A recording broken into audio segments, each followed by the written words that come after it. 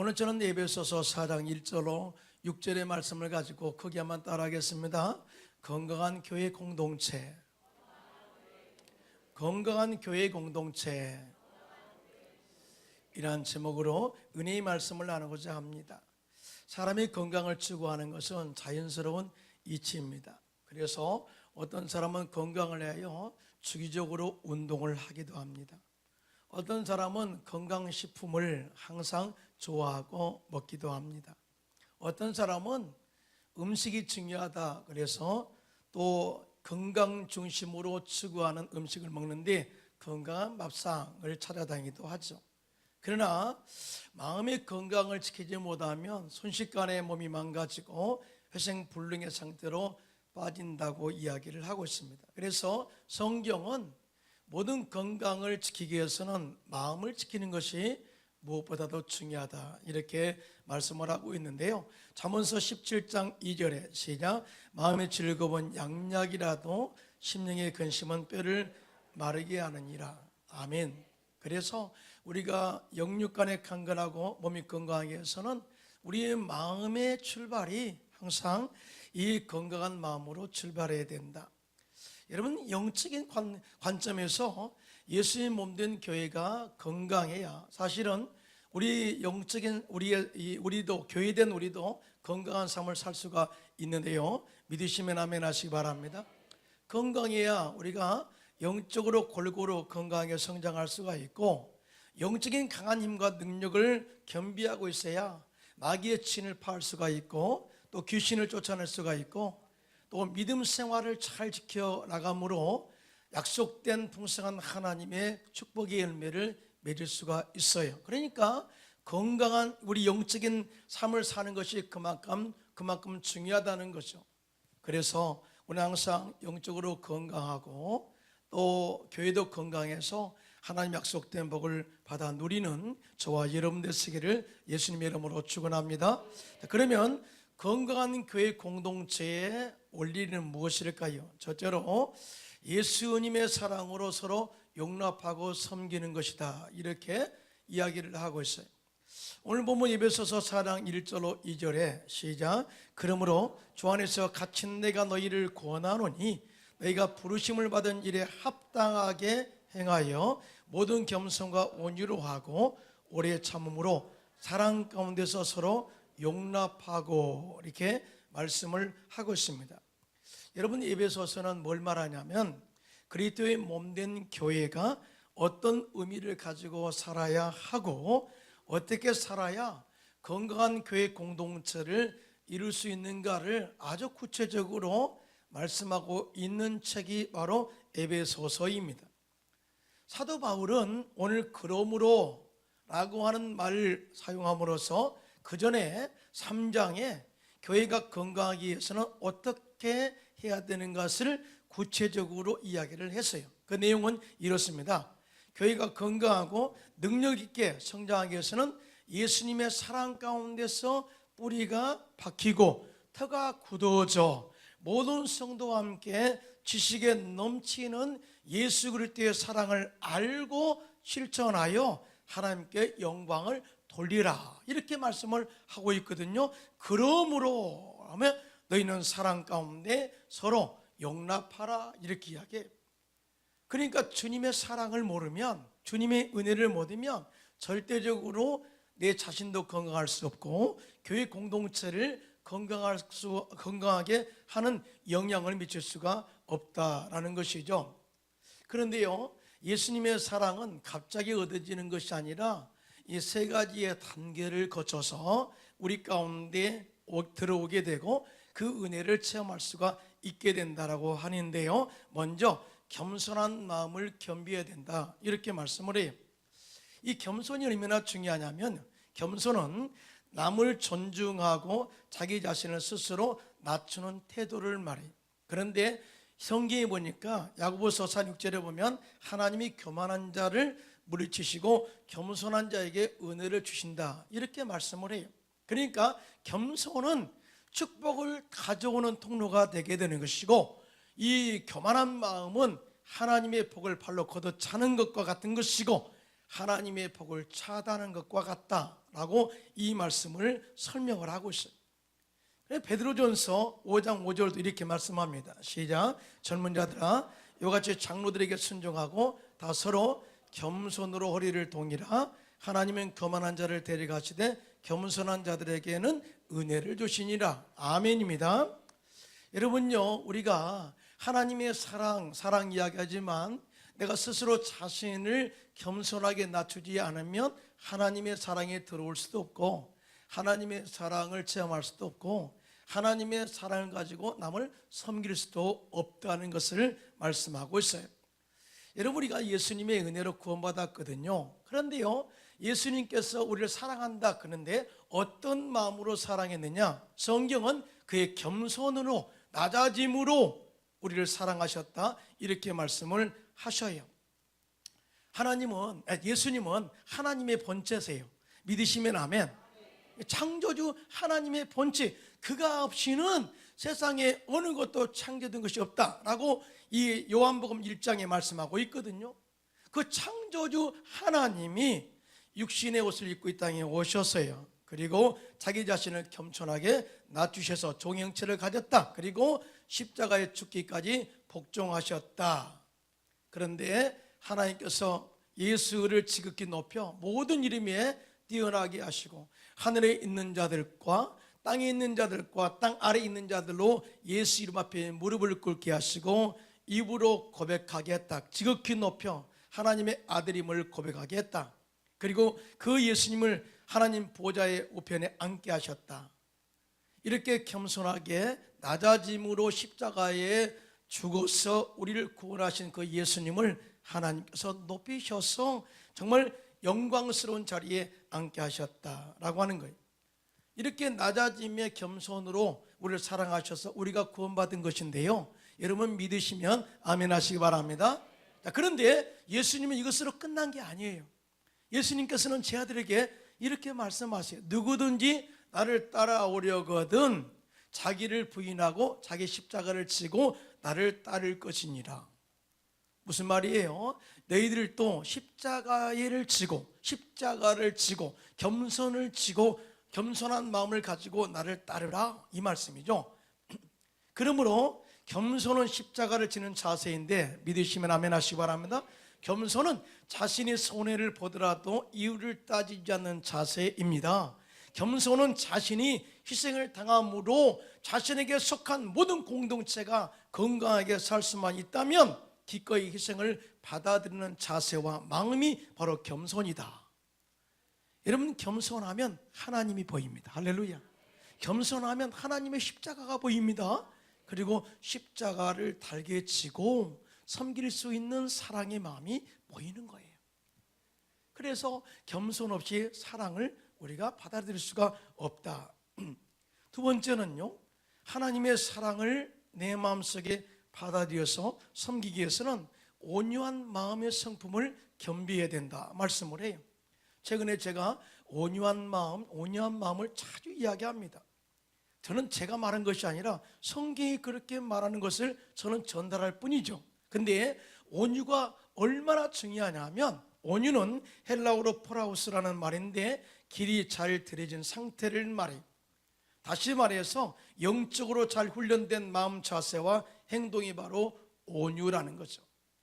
우리가 예수를 믿기 전에는 자기 마음대로 다녔어요. 자기 갈 길을 갔어요. 육체가 원하는 대로 갔어요. 자기 생각대로 갔어요. 그런데 예수를 믿고 하나님의 자녀가 된 이후로는 성령의 기름 부심과 말씀의 지도를 받게 됐죠. 그리고 내가 하고 싶은 것도 하나님께서 하지 못하게 하시고 훈련시키셔서 영적으로 잘 길들여줘 내 예전의 기질과 가치관과 성품이 변화되어서 하나님 말씀대로 따라가는 온유한 성품으로 바뀌었는데요, 여러분 동의하시고 믿으시면 손 들고 아멘 하시기 바랍니다. 그러니까 우리가 예수 안에서 변화되지 않으면, 온유한 마음이 되지 않으면 절대적으로 하나님의 사랑을 가지고 남을 용납하고 긍휼한 마음을 가지고 섬길 수가 없다는 거죠.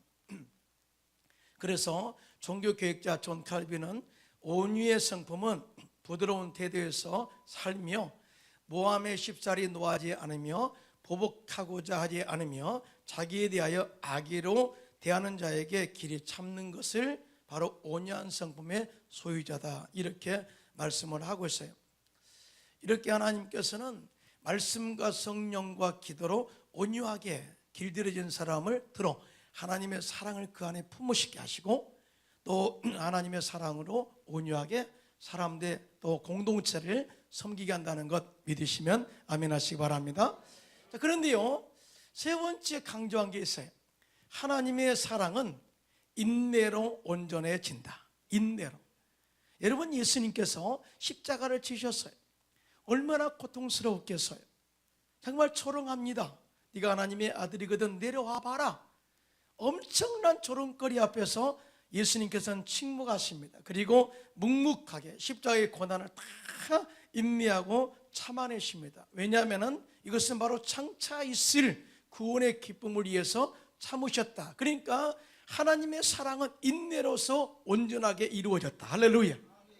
만약에 중간에 예수님께서 고통을 참지 못해서 못해, 그리고 모든 것을 다 끝내버렸다면, 죽음을 중단했다면 우리의 구원은 그거로 끝나는 거 없는 거예요.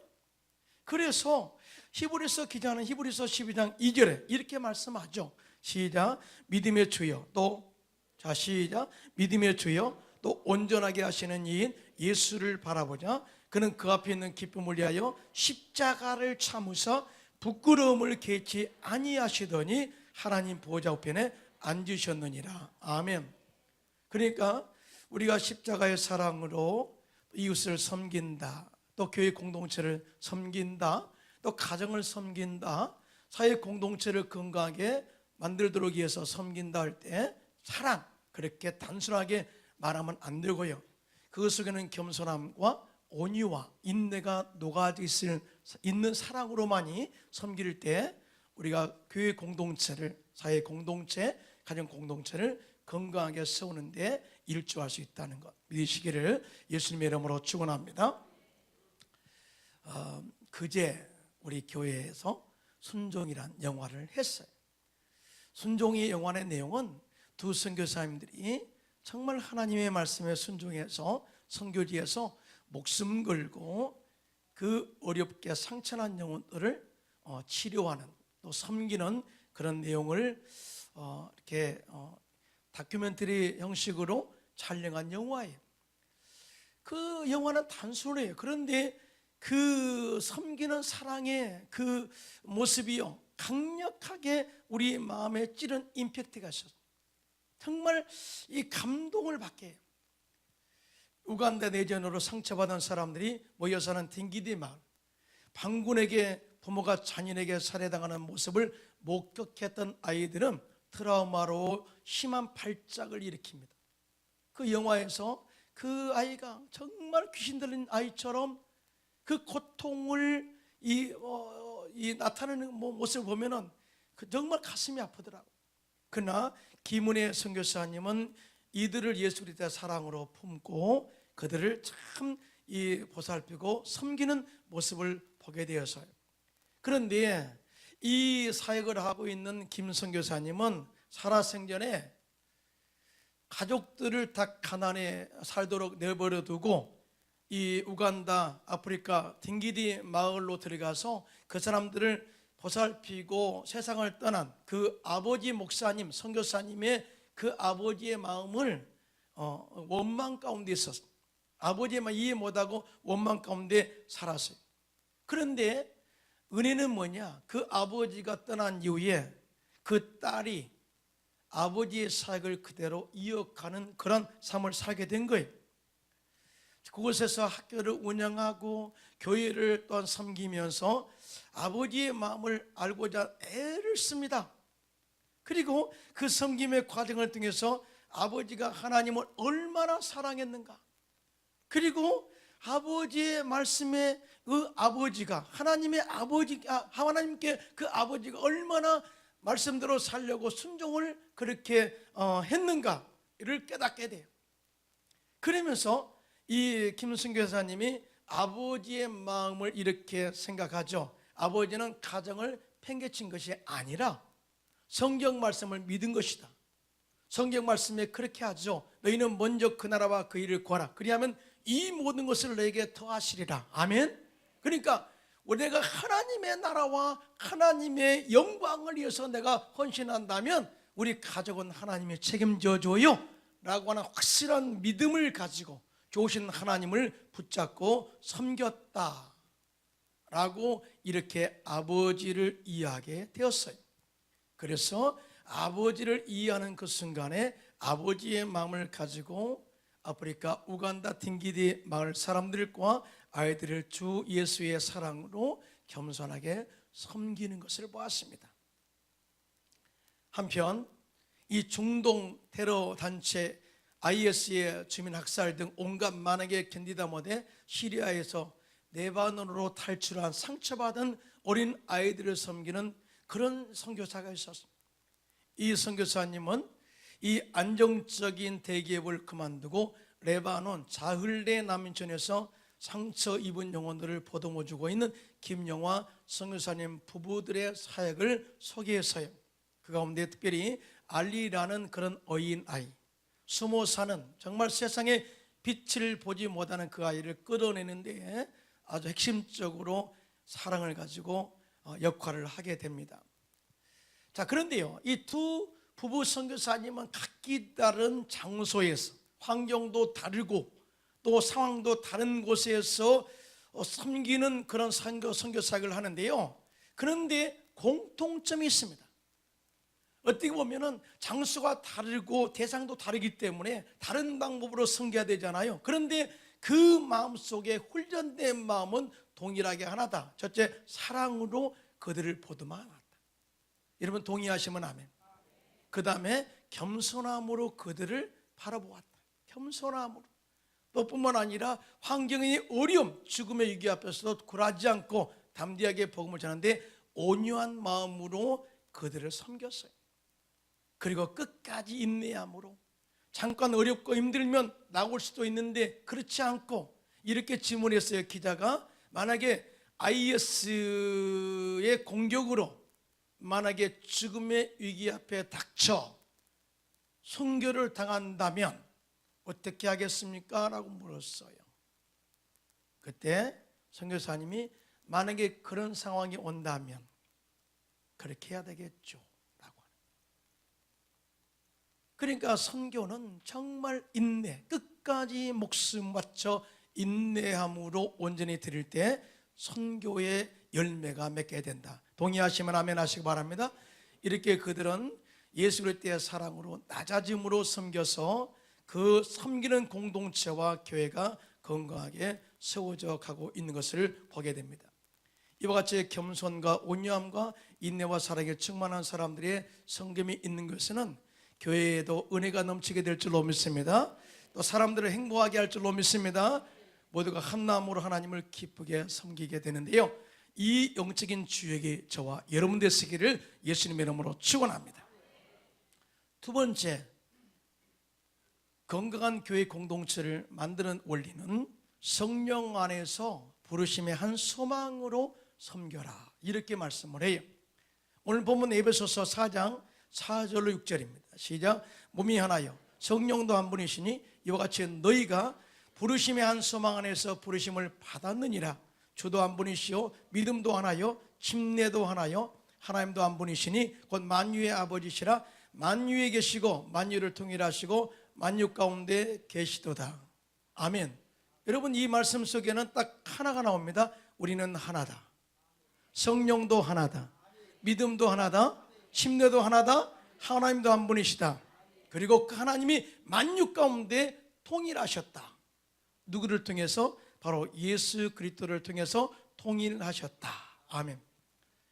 여러분 예수님의 나타남은 우리가 하나 되게 하신 은혜를 우리에게 주셨습니다. 할렐루야. 여러분 마귀의 전략이 뭔지 아십니까? 항상 우리 인간들과 하나님을 분열시키는 거예요. 그리고 인간과 인간 사이를 이간질하는 것이죠. 그래서 마귀는 뱀으로 가장해서 인류 사상 아담에게 다가와 유혹합니다. 네가 선악과를 따먹으면 너도 하나님처럼 돼, 이렇게 하나님께 도전하도록 하죠. 결국은 아담의 선악과를 따먹고 범죄하여 하나님과 멀어지게 하고 결국은 죄 가운데 마귀의 종으로 살게 만들어 버렸습니다. 그런데 2000년 전에 예수님께서 이 땅에 육신의 옷을 입고 오셔서 십자가에서 죽으심으로 마귀를 멸하셨습니다. 할렐루야. 크게 아멘합시다. 그리고 우리의 죄와 허물을 다 용서하시고 저주를 끊으시고 아브라함의 복을 받게 하시고, 특별히 하나님과 우리 사이에 죄에 막힌 담을 얻으시고 우리와 하나님 사이를 영으로 하나가 되게 하셔서 또 한 성령 안에서 한 소망을 품고 살게 하셨어요. 믿으시면 아멘. 이것이 바로 성령께서, 예수님께서 하신 이 역사적인 열매들, 열매.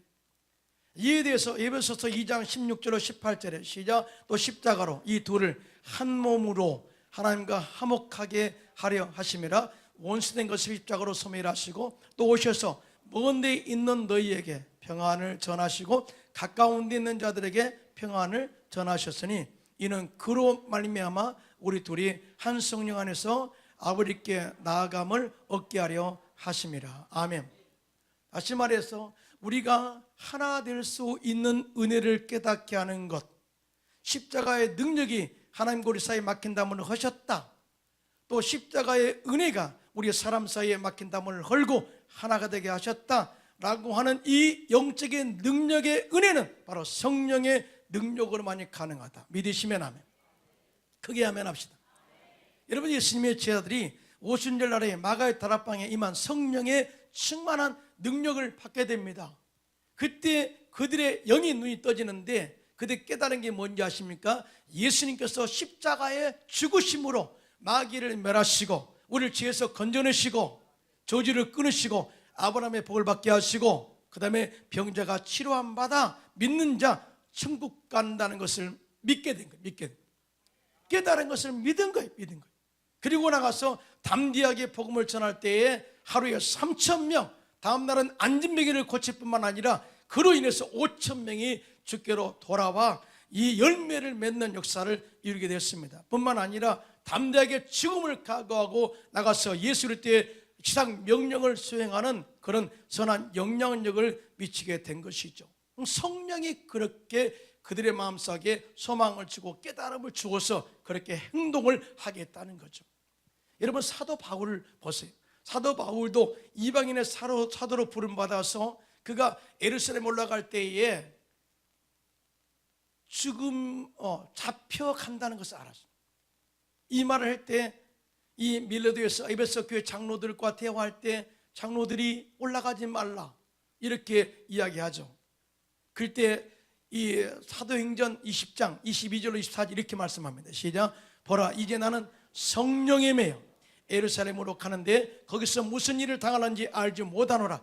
오직 성령이 각 성에서 내게 증언하여 결박과 환난이 나를 기다린다 하시나 내가 달려갈 길과 주 예수께 받은 사명 곧 하나님의 은혜의 복음을 증언하는 일을 마치려 하면은 나의 생명조차 조금도 귀한 것으로 여기지 아니하노라. 아멘. 자, 사도 바울은 내가 성령에 매여 또 성령이 내가 가는 길을 가르쳐 주었다. 내가 죽는 것도 내가 감당할 수가 있어. 내가 예루살렘 올라가면 내가 잡히는 것도 두렵지 않아. 그리고 내가 이 가이사 앞에 서야 하겠다는 하나님의 말씀을 들었어. 나 그래서 로마까지 갈 거야 라고 하는 이 모든 과정들에 대해서 성령이 먼저 가르쳐 줬다는 거예요. 그것이 사도 바울의 소망이 된 거예요. 소망이. 그러니까 어느 누구도 이 소망을 저지할 수가 없는 거예요. 성령이 그 안에 충만하게 임하자 하나님의 진리가 깨달아지고 십자가를 전이할 당위성을 깨닫게 되고 담대하게 목숨 걸고 죽음을 두려워하지 않고 복음을 전한 사역자로 쓰임받게 되었다. 믿으시면 아멘 하시 바랍니다. 사도 바울은 로마서 15장 13절 이렇게 말씀합니다. 시작. 소망의 하나님이 모든 기쁨과 평강을 믿음 안에서 너희에게 충만하게 하사 성령의 능력으로 소망에 넘치게 하시기를 원하노라. 아멘. 성령이 임하게 되면 십자가 은혜가 깨달아지고 내가 살아야 될 그 이유를 알게 되고 또 하나님의 영광을 위해서 살아야 할 그런 당위성들을 깨닫게 한다는 거예요. 이것이 소망으로 품게 한다는 거죠. 소망으로. 성령 안에서 소망을 품은 자는 절대 영적인 전진을 멈추지 않습니다. 그게 하면 할까요? 성령 안에서 소망을 품은 자는 항상 주 안에서 기뻐합니다. 성령 안에서 소망을 품은 자는 항상 기대하는 마음으로 주님을 바라봅니다. 성령 안에서 소망을 품은 자는 어떤 어려운 환경에 당당하게 맞서 승리를 이루어냅니다.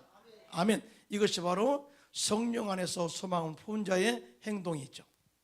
사도 바울은 로마서 12장 12절에 시작. 소망 중에 즐거워하며 환난 중에 참으며 기도에 항상 힘쓰라 하고 말씀을 하고 있습니다. 조지 필드 목사님은 이런 이야기를 했습니다. 하나님의 사람은 녹수로 없어지는 인생에 대해서는 안 된다. 하나님의 손에 붙잡아 쓰임받다 닳아서 없어져야 된다.